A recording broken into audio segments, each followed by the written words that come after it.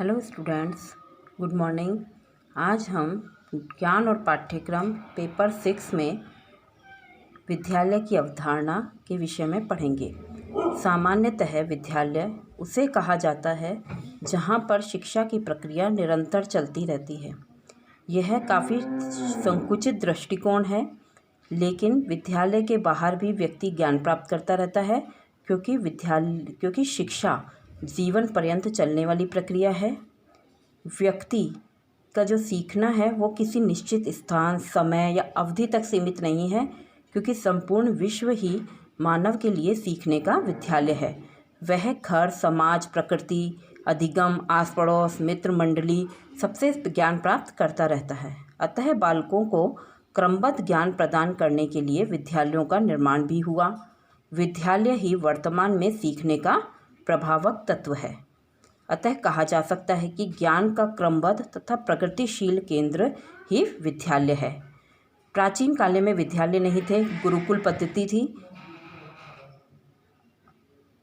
मनुष्य ने वैज्ञानिक प्रगति वर्तमान युग में एक शिक्षा के लिए एक व्यवस्थित पद्धति का अनुभव किया है।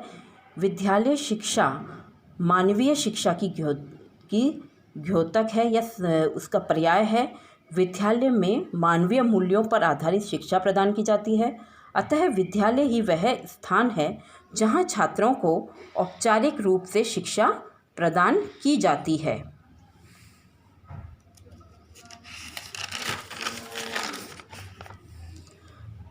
अतः विद्यालय को औपचारिक संस्था के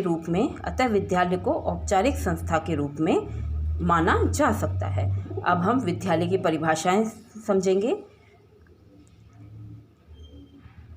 ओटावे के अनुसार विद्यालय को समाज के बालकों को विशेष प्रकार की शिक्षा प्रदान करने वाले आविष्कार के रूप में समझा जा सकता है।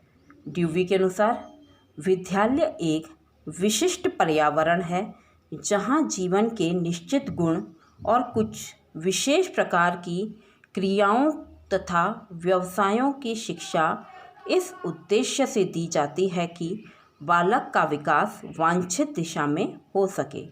अतः निष्कर्षतः कहा जा सकता है कि विद्यालय वे संस्थाएं हैं जिनका निर्माण समाज अथवा राज्य अपने उद्देश्यों की पूर्ति हेतु करता है। अब है विद्यालय की आवश्यकता कि विद्यालय समाज के लिए, व्यक्ति के लिए क्यों आवश्यक है, क्या कारण है कि विद्यालय की आवश्यकता वर्तमान समय में अनुभव की गई। तो फर्स्ट इसमें आप डायग्राम के देख सकते हैं फ्लो चार्ट के माध्यम से। छात्रों के दृष्टिकोण से फर्स्ट पॉइंट है, सेकंड है अभिभावकों के दृष्टिकोण से, थर्ड समाज के दृष्टिकोण से, फोर्थ राष्ट्रीय दृष्टिकोण से। तो इसमें हम सबसे पहले फर्स्ट वाला पढ़ेंगे, छात्रों के दृष्टिकोण से विद्यालय क्यों आवश्यक है। विद्यार्थियों के ज्ञानात्मक, भावात्मक, क्रियात्मक पक्षों यानी कि विद्यार्थियों के सर्वांगीण विकास की दृष्टि से विद्यालय में विभिन्न प्रकार की शैक्षिक तथा पाठ्य सहगामी क्रियाएं जैसे वाद विवाद, चित्रकला, संगीत, नृत्य, निबंध लेखन, अंतराक्षरी, खेलकूद, व्यायाम आदि आयोजन किए जाते हैं जिससे बालक का सर्वांगीण विकास संभव हो सके।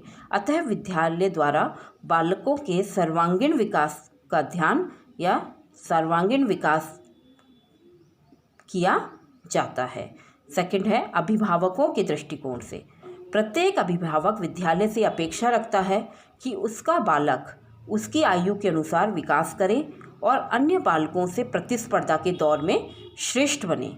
यही भावना श्रेष्ठ विद्यालय का चयन करने को प्रेरित करती है।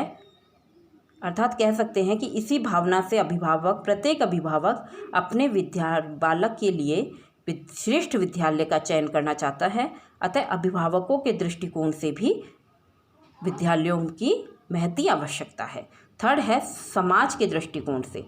हुमायूं कबीर का मत है विद्यालय समाज का ही लघु रूप है। अतः विद्यालय में सामाजिक आवश्यकताओं के अनुरूप गतिविधियां आयोजित की जाती हैं जिससे समाज में सहयोग, समानता, न्याय, सहिष्णुता, प्रेम और स्वस्थ समाज का निर्माण करने के लिए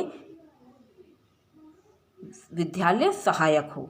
लास्ट पॉइंट, राष्ट्रीय दृष्टिकोण से शिक्षाविदों का मत है या शिक्षा शास्त्रियों का मानना है कि विद्यालयों को सुधारो, यानी कि विद्यालयों में जो प्राचीन जो परंपरा चली आ रही है उसमें कुछ परिवर्तन करो ताकि हम विश्व प्रतिस्पर्धा में आगे बढ़ें। विद्यालयों में राष्ट्रीय प्रेम से समर्पित, परिश्रमी, योग्य तथा उत्तम नागरिक तैयार किए जाएं ताकि हम विश्व में विकसित देशों की श्रेणी में गिने जाएं या माने जाएं। अतः राष्ट्रीय दृष्टिकोण से भी विद्यालय की महती आवश्यकता है। इस प्रकार आपने देखा कि विद्यालय हमारे लिए क्यों आवश्यक है, विद्यालय की परिभाषाएं देखी और विद्यालय की अवधारणा। धन्यवाद।